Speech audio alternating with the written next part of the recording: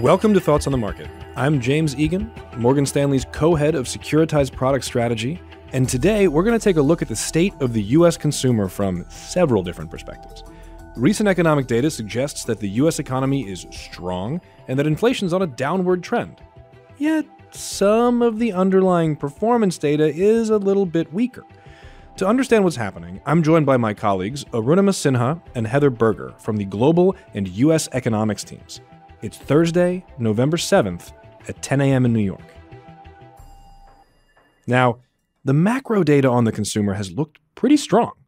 Arunima, can you give a little bit more detail here? And specifically, how has consumer spending in the U.S. been trending relative to where it was last year? So a good place to start, Jim, would be just to see where consumption spending was last year. And there it ended on a strong note. And in the first 3 quarters of 2023, the average quarterly annualized growth for consumption was just under 3%. And that's where we are this year. We've seen solid growth rates in all 3 quarters this year, with the third quarter at 3.7%. A particularly interesting aspect has been that the spending on goods has actually accelerated this year, with the third Q number at a blistering 6.0% on a quarterly basis. We have chalked this down to labor income growth remaining robust. And we did an analysis which showed that past growth in labor income boosts real consumption spending. Over this year, labor compensation has been growing strongly, so over 6% in the first quarter and about 3.5% in quarters 2 and 3. And so we continue to expect that solid labor income growth is going to continue to boost real consumption spending. All right, so if I'm hearing you correctly, goods spending holding up, services holding up. What about discretionary versus non-discretionary spend? That's a great question, Jim, especially because discretionary spending is 70% of all nominal personal consumption spending in the U.S. So just for context, what does discretionary include? It's going to be all the spending on durable goods, some non-durables, and then non-essential services such as health and transport, financial services, etc. And what we also saw that a larger share of labor income is now being spent on discretionary items relative to the pre-COVID phase. So where are growth rates running?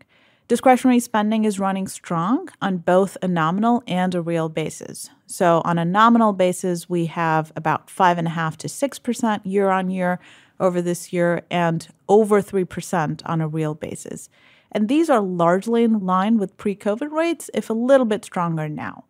For non-discretionary spending, that's the spending on food at home and clothing, energy and housing services, nominal spending has been decent, so 4% year on year in the first 3 quarters this year, and real spending has been a little bit less than the pre-COVID rate, so between 0.5% to 1%. And so this suggests what we expected to see, which is that there's likely greater price sensitivity among consumers for these non-discretionary categories. What do we see going forward? We think that those increases in labor income are going to continue to provide boosts to discretionary spending. And one of the interesting aspects that we found was that lending standards seem to matter for discretionary spending. So there's been some slowing down in the tightening of lending standards, and that could provide a further tailwind to discretionary spending. All right, that all sounds pretty positive and makes sense as to why we're getting so many questions about economic data that looks very healthy from a consumer perspective. But then, Heather, other consumer data is showing a little bit more weakness. Arunima just mentioned credit standards. What are we seeing from the performance perspective on the consumer credit side? Well, as you mentioned, the consumer credit data has shown more weakness, as more consumers are missing payments on their loans.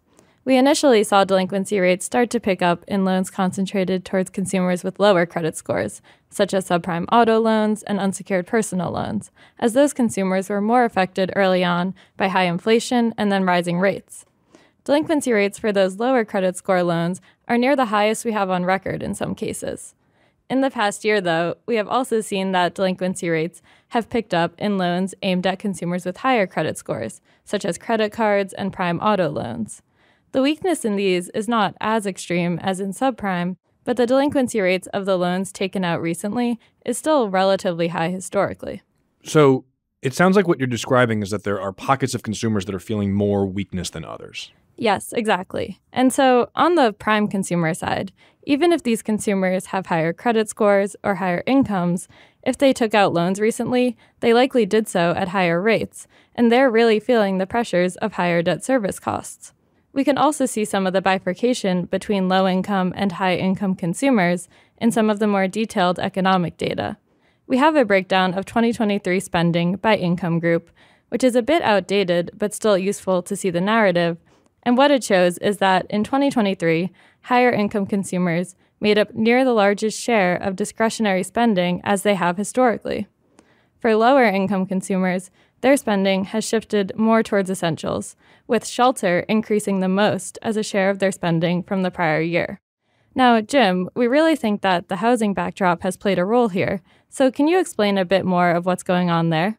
Yes. Now, my co-head of Securitized Product Strategy, Jay Backow, and I have been on this podcast a few times talking about the role that the housing market is playing in the economy right now, and we've really talked about the lock-in effect. And when we're thinking about the role that housing plays in the consumer specifically, we're talking about lower income households, more discretionary spending, shelter increasing that's not happening at the higher end. And we think that's the lock-in effect. A majority of homeowners were able to get low fixed rate mortgages for 30 years with 3 or 4% mortgage rates. The effective mortgage rate on the outstanding market right now averages 4%. Prevailing rates are north of 6% right now. So that has helped that higher end consumer who is more likely to be a homeowner. 65% of the U.S. households are homeowners, maintain that lower level. But I don't want to gloss over that entirely. Other costs of homeownership are increasing. For instance, property taxes and insurance costs are up. Homeowners have realized swelling home equity amounts amid record home price growth in recent years, perhaps giving them more confidence to spend, but that equity hasn't exactly been easy to access. Now, second lien and HELOC balances have been increasing, but the amount of equity that's being withdrawn falls well shy of previous highs, which were set back in 2009. And that's despite the fact that the overall equity in the housing market is $20 trillion larger today than it was back then. While the equity itself should provide a buffer for homeowning consumers from ultimately defaulting, these dynamics could be resulting in some of the short-term delinquency increases that we think we're seeing in products like prime auto, for example. But Arunima, can you tie a bow on this for us? What does all of this mean for the consumer moving forward?